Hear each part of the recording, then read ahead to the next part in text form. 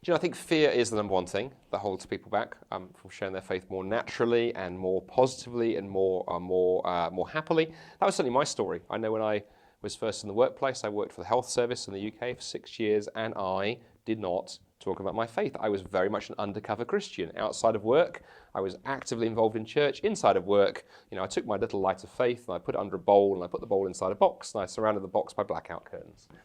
What was I afraid of? What are other people afraid of? I think I was afraid of looking stupid. I was afraid of making God look bad.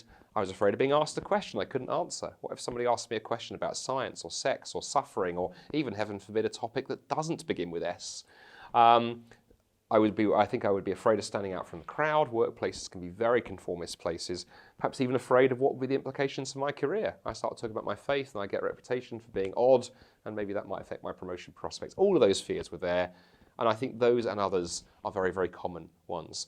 I think the one at the heart of all of those fears, underlying all of those fears, is as human beings, we really want to fit in. That's a very natural instinct for us as human beings.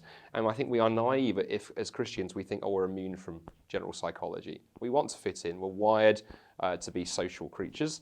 And I think, therefore, standing out and looking different is hard.